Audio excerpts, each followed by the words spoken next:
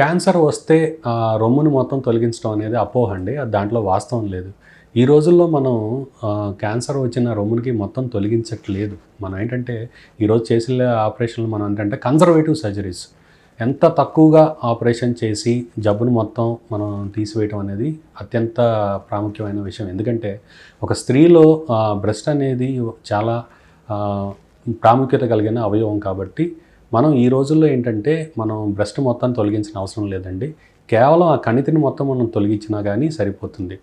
కొన్ని సందర్భాల్లో ఏంటంటే మనకి ఆ కణితి పెద్దగా ఉండటం వల్ల రొమ్మును మొత్తం తొలగాల్సిన అవసరం వస్తుంది. అలాంటి వాళ్ళలో ఏంటంటే ముందుగా మనం నియో అడ్జువెంట్ కీమోథెరపీ అంటామండి.